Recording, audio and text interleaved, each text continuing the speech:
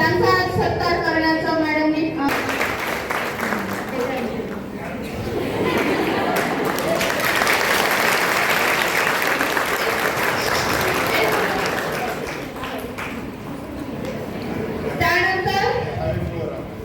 रेखा बनवे शासकीय nursing college Beed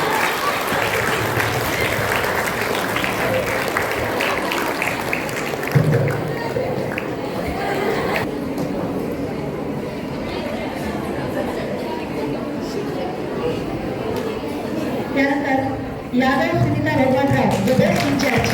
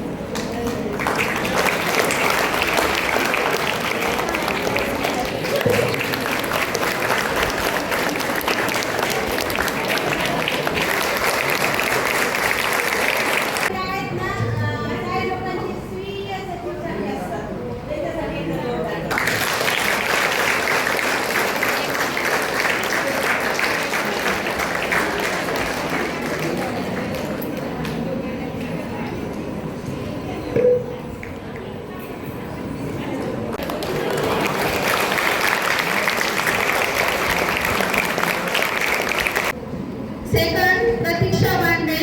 First prize goes to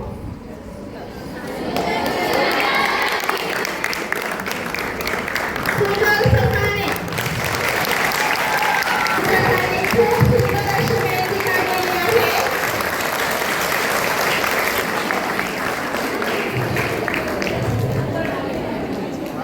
आणि यासाठी जे लागले होते आपले कनिष्ठ जाधव आणि सिनियर स्टुडंट जे आहे शब्द हे शस्त्र आणि लेखणी हे सामर्थ्य असं दाखवून देणारे निबंध स्पर्धेतले आपले विद्यार्थी उत्तेजनार्थ आहे.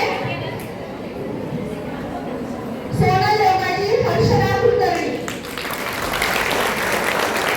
उत्तेजनार्थ Sonal Yogaji हर्षराव Kulkarni. Third award goes to Samrati Malekar, Pratiksha Bande.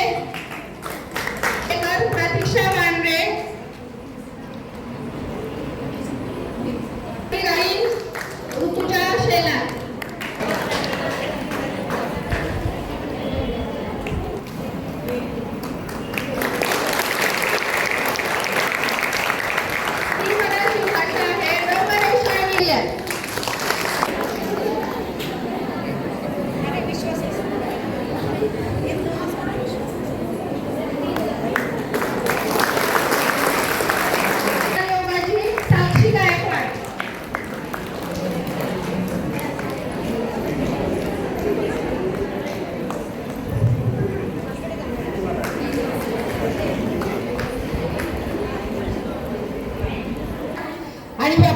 त्यांचं उगमस्थान असणाऱ्या फ्लोरेन्स नायटिंगेलचा आज जन्मदिन आहे. आपल्यासाठी अत्यंत उत्साहाचा, आनंदाचा, गौरवाचा, सन्मानाचा असा दिवस आहे, ज्या दिवशी आपण सकाळपासून संध्याकाळपर्यंत एक ना अनेक कार्यक्रम साजरे करतो, आनंदी राहण्याचा प्रयत्न करतो, प्रेम देतो, प्रेम घेतो आणि पुढच्या वर्षभरासाठी आपल्याला रुग्णसेवा चांगल्या पद्धतीने करण्यासाठी जी एनर्जी असते त्या एनर्जीचा स्रोत पुन्हा आपण सुरू ठेवण्याचे प्रयत्न करतो.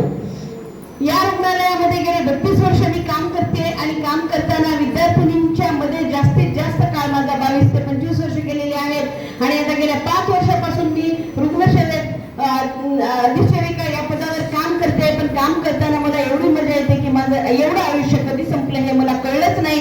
त्याचं कारण की मला रुग्णसेवा खूप आवडते. एकदा जर जात आहे आपल्या डेडिकेशन करून घेणे, समर्पित करून घेणे, अशाच पद्धतीची अनेक शब्दांनी अलंकारित अशी आपण शपथ घेतो आणि त्या शपथेचं पावित्र्य राखण्यासाठी आपण अहोरात्र आणि पूर्ण वर्षभर काम करतो.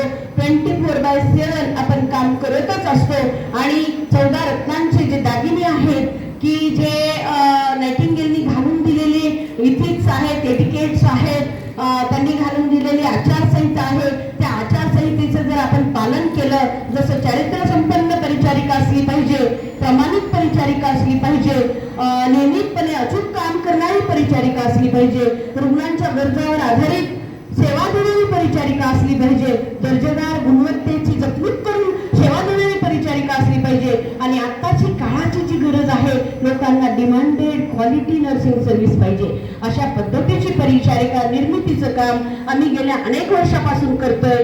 नवे तर हा परिसर किंवा ही वास्तू एज्युकेशन हब आहे, त्याचं उत्तम उदाहरण या वर्षी आपल्या रुग्णालयात आणि गेल्या 4-5 वर्षापासून एलएसईचा आणि पीडियाट्रिकचा कोर्स आला. हे दुसरं काही नसून या रुग्णालयातील यशस्वीतेचं उत्तम असं उदाहरण आहे. विभागात नवीन आलेल्या विद्यार्थ्यांसाठी जोरदार टाळ्या. योजनेनंतर आपल्याच कॉलेजचा नंबर लागू शकतो सर, कारण या मंत्रालयामध्ये आरोग्य खात्यामध्ये सतत विचारधारणा होत असते आणि कुठल्या शहरात कुठल्या ठिकाणी खूप आहे येणाऱ्या रुग्णाला चांगल्या प्रकारची सेवा दिली जाते, येणाऱ्या रुग्णांची रात्रंदिवस अहोरात्र आहे त्या परिस्थितीत आहे त्या साधन सामुग्रीमध्ये कशा पद्धतीची सेवा केली जाते आणि त्याच्यासाठी अतिशय परिश्रम घेणाऱ्या परिचारिका ज्या रुग्णालयामध्ये आहेत त्याची संख्या आपली खूप आहे आणि याचं चित्रण, परीक्षण, निरीक्षण आणि अवलोकन करून आपल्या रुग्णालयाची निवड करून एज्युकेशन हब बनवण्याचं आरोग्य खात्याचं मानस जे आहे इथे आपल्याला दिसून येते. त्याचंच एक उत्तम उदाहरण आपल्यालाच मागच्या वर्षीचा नायटिंगेल पुरस्कार आपल्यामधूनच टेक्निकल ॲडवायझरी कमिटीमध्ये आपली कोणाची तरी निवड, आपल्यामधूनच नॅशनल इंटरनॅशनल ऑर्गनायझेशनमध्ये एनकॉसमध्ये आपल्या स्वर्णादेवी मॅडमची निवड, हे सगळे निकष आपल्याला सांगून जातात, आपल्यामध्ये अचूकच सूचना देऊन जातात की काहीतरी क्वालिटीचं काम बीडमधून होतंय आणि त्याला पूर्वक निरीक्षणाची कमिटी जसं काही स्थापना झालेली आहे. आपल्या समाजातून आलेले अवतीभोवतीचे समाजसुधारक असतील, नेते मंडळी असतील, पत्रकार मंडळी असतील, हे सगळेजण इथून येणाऱ्या प्रत्येक घरातून प्रत्येक रुग्णाच्या सौख्यासाठी, सौभाग्यासाठी आणि त्यांच्या आरोग्यदायी वातावरणासाठी झटणारे आणि झगडणारे असे कार्यकर्ते आपल्या अवतीभोवती असतात आणि यांच्यामध्ये आपण उभं राहून सेवा देताना 4-5 गोष्टीचं नक्कीच आपल्याला भान ठेवणं गरजेचं आहे. त्याच्यावर प्रकाश प्रतीक सरांनी टाकलेला आहे. पुन्हा एकदा मी त्याचं अवलोकन करू इच्छिते.